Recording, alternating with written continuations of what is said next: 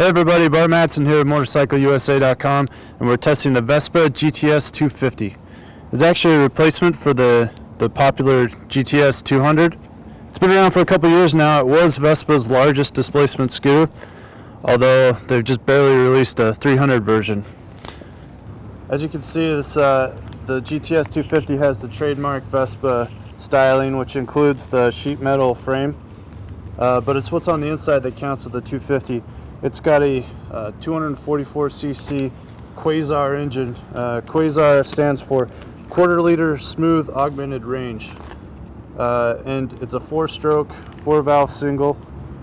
Vespa claims 22 horsepower, but it does produce a decent amount of torque, and for a scooter, it's actually a very well-performing scooter. You know, when you pull it up at a red light and it turns green, you're still going to get way ahead of the four-wheelers out there, which makes it really advantageous in commuting, which is what really this is kind of built for.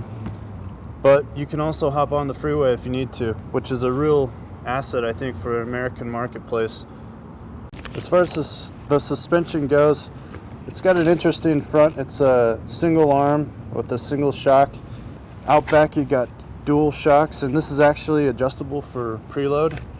Pretty easy to do, and we actually tightened it up a little bit because we're a little bit heavier than probably your typical scooter rider at 210 pounds.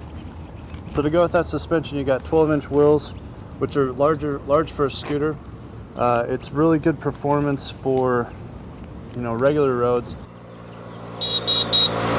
But that said, it is a scooter, and we did take it on some of our the back roads we used for a lot of our sport bike testing, and this thing would get her along at a pretty reasonable clip. Definitely wasn't chasing anyone down, but that's not what this is about. As far as the braking goes, you got 220 millimeter discs front and rear, 2-piston caliper out front, 1 piston out back, and because a lot of the weight's in the back, the rear brake really is the most effective, but you use them both. One of the other advantages of a scooter that we all know, you got storage, and on this one you push a little button up here and the seat pops up. You got a pretty decent amount of storage. Unfortunately, you can't put in a full face helmet. We tried and tried and tried. It won't fit in there. You can fit in 2 Vespa half helmets according to Vespa PR. So in this instance though, 2 halves do not make a whole, and you cannot put in a full face helmet, which is kind of a downer in my book. One thing that is cool though, you got a little glove compartment up here. You can put in sunglasses and riding gloves and, you know, your registration, all that good stuff.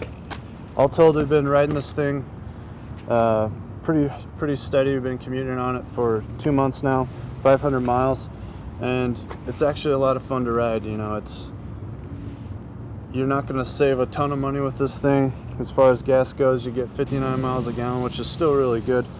It's not kind of so-so as far as scooters go, but it's just a blast to ride. And the 250, it is worth that extra amount of power. It really makes it worthwhile because you can do a lot more on it, and opening it up to the freeway really does make a big difference.